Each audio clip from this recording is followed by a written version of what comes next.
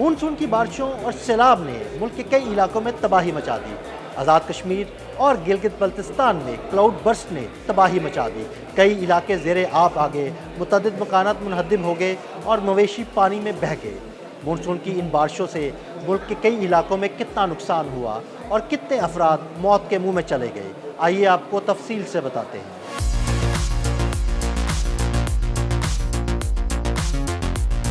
شدید بارشوں اور سیلاب نے ملک کے کئی علاقوں میں تباہی مچا دی۔ گلگت بلتستان اور آزاد کشمیر میں مانسون کے دوسرے اسپیل کے دوران شدید بارشوں اور کلاؤڈ برسٹ کے باعث سیلاب آ گیا۔ گلگت کے مضافاتی علاقوں میں بادل پھٹنے سے کئی گھر تباہ اور مویشی پانی میں بہہ گئے، جبکہ ہزاروں کنال اراضی پر کھڑی فصلیں تباہ ہو گئیں۔ سیلاب کی وجہ سے گلگت غزر شاہراہ پر بھی ٹریفک معطل ہو گئی۔ آزاد کشمیر کی وادی جہلم میں بھی طوفانی بارش اور کلاؤڈ برسٹ سے بڑے پیمانے پر تباہی دیکھنے میں آئی ہے۔ علاقے کے گوہر آباد شرقی اور غربی میں درجنوں مکانات تباہ ہو چکے ہیں، جبکہ سیلابی ریلے میں کئی مویشی بھی بہہ گئے ہیں۔ مقامی ذرائع کے مطابق بارش کا پانی گھروں، دکانوں اور دیگر عمارتوں میں داخل ہو گیا، جس سے نظام زندگی شدید متاثر ہوا ہے۔ مقامی انتظامیہ نے شہریوں اور سیاحوں کو سختی سے ہدایت کی ہے کہ وہ دریا کے قریب نہ جائیں اور محفوظ مقامات پر منتقل ہو جائیں۔ ریسکیو ٹیمیں اور ضلعی انتظامیہ امدادی کارروائیوں میں مصروف ہیں، تاہم مسلسل بارش کے باعث مشکلات درپیش ہیں۔ حکام نے ہنگامی صورتحال سے نمٹنے کے لیے الرٹ جاری کر دیا ہے اور مزید بارشوں کے پیش نظر لوگوں کو احتیاط برتنے کی اپیل کی گئی ہے۔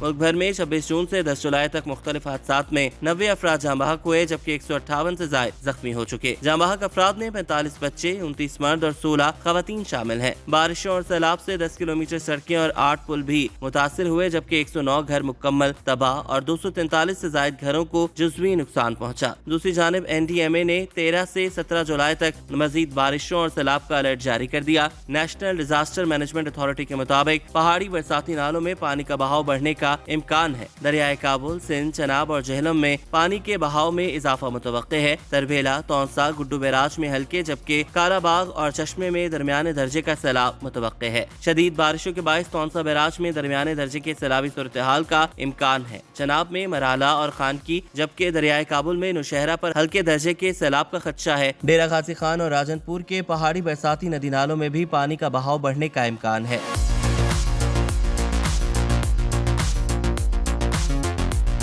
اعلامیہ کے مطابق دریائے سوات، پنچکوڑا اور ان کے ملحقہ ندی نالوں میں طغیانی کا امکان ہے۔ اگر بلوچستان کی بات کی جائے تو جھلمکسی، کچھی، سبی، قلعہ سیف اللہ، دوب اور موسیٰ خیل کے نالوں میں بھی بہاؤ میں اضافہ متوقع ہے۔ فزدار، اواران، لسبیرا اور قلات میں مقامی فلیش فلڈ کا خدشہ ظاہر کیا جا رہا ہے۔ NDMA کے مطابق تربیلا ڈیم 74%، جبکہ منگلا ڈیم 44% تک بھر چکے ہیں۔ دریاؤں اور ندی نالوں کے قریب آبادی شدید بارشوں اور رات میں محتاط رہیں۔ تیز بہاؤ کی صورت میں ندی نالے، پل اور پانی میں ڈوبی سڑکوں سے نہ گزریں۔ اس وقت پاکستان شدید موسمیاتی تبدیلیوں کی لپیٹ میں ہے۔ اگر ہم نے ماحولیاتی تبدیلی کو اب بھی پالیسی کی ترجیح نہ بنایا تو نقصانات کا دائرہ صرف معیشت یا ماحول تک محدود نہیں رہے گا، یہ ہماری روزمرہ زندگی، صحت، تعلیم، خوراک اور مستقبل کو بھی متاثر کرے گا۔